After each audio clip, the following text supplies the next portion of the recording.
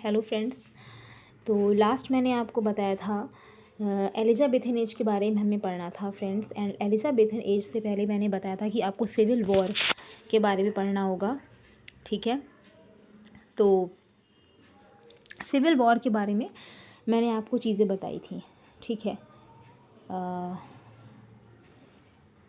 Yes, ठीक है, एकदम क्लियर दिख रहा होगा आपको। Okay, yes.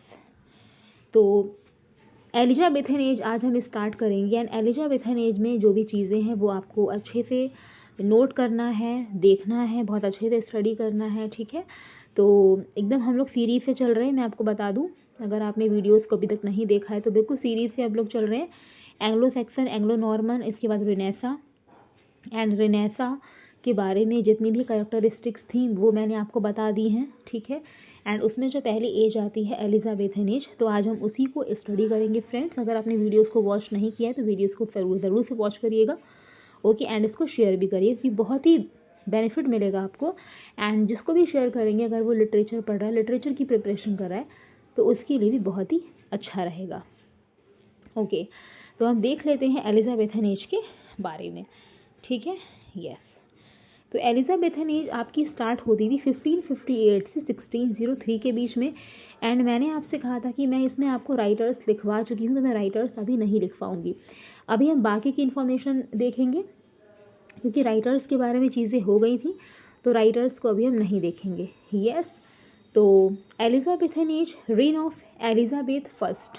एलिजाबेथन नहीं होगा यहाँ पे, एलिजाबेथ होगा, सॉरी, एलिजाबेथन नहीं होगा, एलिजाबेथ होगा।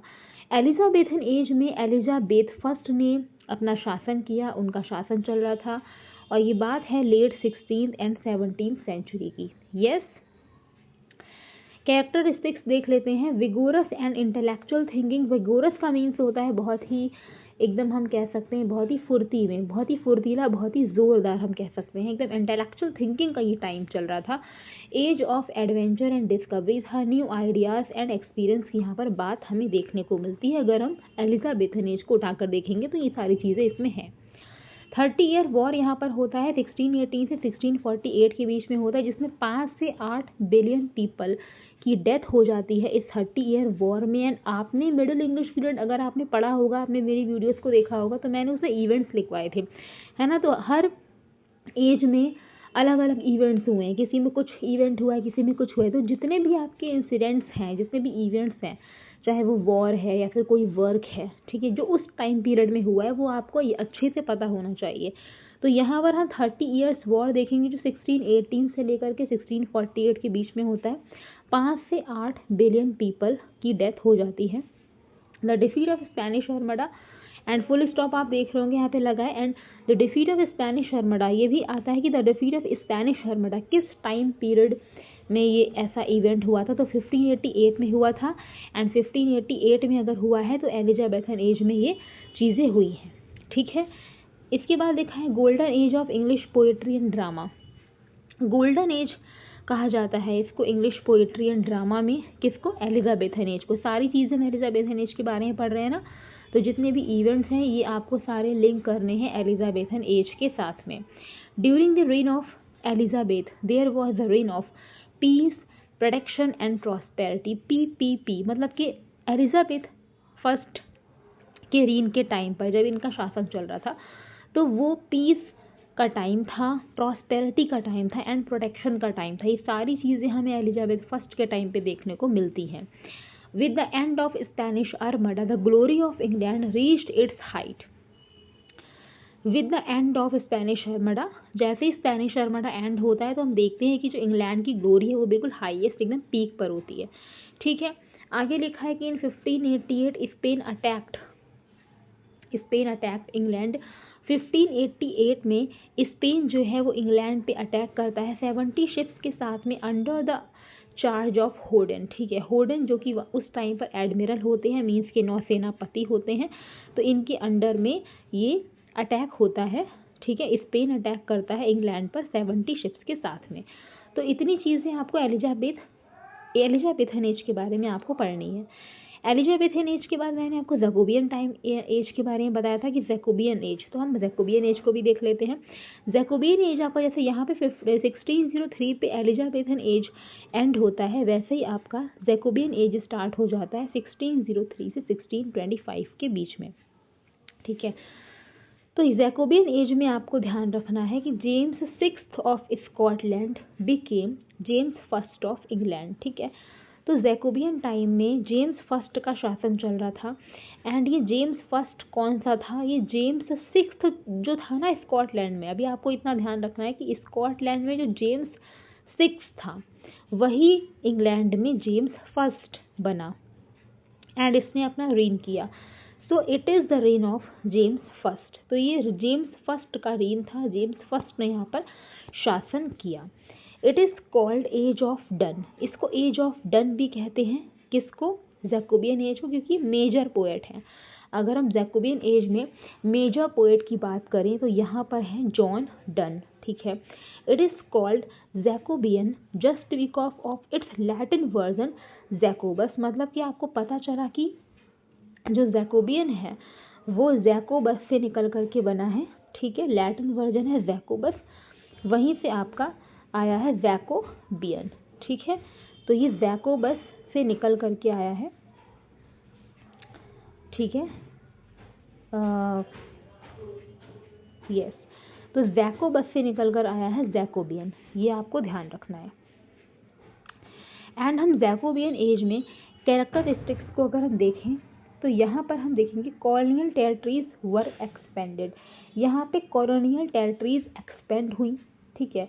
उपनिवेशी इलाके हम कह सकते हैं, यहाँ पे एक्सपेंड उसका विस्तार हुआ, ठीक है। आगे की तरफ चलते हैं। यस, तो कॉलोनियल टेरिटरीज एक्सपेंड हुई, ये हमने पढ़ लिया। प्रोटेस्टेंट वर डिवाइड इनटू 3 सेक्ट्स, प्रोटेस्टेंट जो था वो 3 सेक्ट्स में यहाँ पर होता है डिवाइड, ठीक है। जो पहले आप ध्यान से सुन लीजिए कि प्रोटेस्टेंट का मतलब क्या होता है, ठीक है। Relating to or belonging to any of the Protestant churches, a member or follower of any of the Western Christian churches that are separate from the Roman Catholic Church and follow the principles of Reformation, including the Baptist, Presbyterian and Lutheran churches। तो ये mean होता है Protestant का। I think आपको समझ में आ गया होगा। तो प्रोटेस्टेंट जो था ना वो 3 सेक्ट्स में यहाँ पर डिवाइड हमें होता दिखता है। एंग्लिकन है, प्रेस्बिटेरियन है एंड प्यूरिटन है, ये हमें ध्यान रखना है, ठीक है। एंग्लिकन हम लगा सकते हैं कि जो आपका इंग्लिश से संबंधित है, ठीक है। प्रेस्बिटेरियन पुरोहित को बोलते हैं, ठीक है। अलग अलग सेक्ट्स में टूटा प्रोटेस्टेंट, एंड आपका इसके बाद आता है प्यूरिटन। अगर हम प्यूरिटन को देखें तो a member of a group of English Protestant, देखिए वही प्रोटेस्टेंट के अंतर्गत ही आता है ना, तो member of group of English, एक ग्रुप है इंग्लिश प्रोटेस्टेंट का of the late 16th and 17th century. अभी मैंने बताया था कि 16th एंड 17th सेंचुरी जो एलिजाबेथ 1 का शासन है, तो वही आपका 16th 17th सेंचुरी की बात यहाँ पे हो रही है। Who regarded the reformation of the Church of England under Elizabeth as incompetent, sought to simplify and regulate forms of worship relating to the Puritan। तो ये आपको ध्यान रखना है यहाँ पर अच्छे से कि यहाँ पर ये प्रोटेस्टेंट जो था वो 3 सेक्ट्स में डिवाइड हुआ। मैंने आपको एक्सप्लेन भी कर दिया कि क्या है। इसके बाद हमें ध्यान रखना है कि यहाँ पर 4 वर्क्स आए हैं शेक्सपियर के जैकोबियन टाइम पीरियड में। वो आपका ओथेलो है, किंग लियर है, मैकबेथ एंड टेम्पेस्ट है। ये सारे ही वर्क जिसमें इनकी 3 तो ट्रेजेडी ही हैं, ठीक है। एंड जो टेम्पेस्ट आता है वो आपका कॉमेडी में आता है, ओके। टेम्पेस्ट, यस, टेम्पेस्ट जो आता है वो रोमांस में आता है, ठीक है। रोमांस में आता है, जो इनकी रोमांसेस हैं, ठीक है, उसमें आता है। गन पाउडर प्लॉट जिसको हम जेसुट ट्रेजन भी कहते हैं, ये आपका 5 नवंबर 1605 को होता है। It was organised by Robert Catesby, and जो गन पाउडर प्लॉट था ये रॉबर्ट कैट्सबाय के द्वारा ऑर्गेनाइज किया गया था। Hope to kill the king James in England, मतलब किंग जेम्स वही फर्स्ट जो इंग्लैंड का राजा था उसको मारने के लिए, ठीक है। फिर यहाँ पे जैकोबियन टाइम में इनिगो जोन्स का नाम आपको ध्यान रखना है, जो कि father of modern stage craft थे, कॉस्ट्यूम डिज़ाइनर भी हम इन्हें कहते हैं। इसके बाद जैकोबियन टाइम में एनाटॉमी ऑफ मेलंकोली रॉबर्ट बर्टन का वर्क है, 1621 में आया है, ये भी आपको ध्यान रखना है, बहुत ही इंपॉर्टेंट है। आगे जैकोबियन टाइम में king James Bible into English in 1611, बहुत इंपॉर्टेंट है ये, 1611 led by James first himself with 47 scholars the authorized version। Okay, तो ये था आपका Elizabethan age and Jacobian as. Friends, अगर वीडियो पसंद आए तो इसको ज़्यादा से ज़्यादा शेयर करें एंड लाइक करें, कमेंट्स करें, एंड अगर आपने चैनल को सब्सक्राइब नहीं किया है तो चैनल को सब्सक्राइब करें। मिलते हैं कैरोलाइन एज के बारे में, क्योंकि इसके बाद कैरोलाइन एज ही स्टार्ट होती है 1625 टू 1649, एंड देन कॉमनवेल्थ हम लोग पढ़ेंगे। यस, तो बिल्कुल सीरीज से चल रहे हैं, तो वीडियो को वॉच करते रहिए, लास्ट वीडियोस को भी देखते रहिए। सीरीज से पढ़ेंगे तो बहुत अच्छी अंडरस्टैंडिंग बनेगी, बहुत अच्छे से आपको समझ में आएगा। ओके, तो मिलते हैं नेक्स्ट वीडियो में। Bye bye, take care, thank you so much.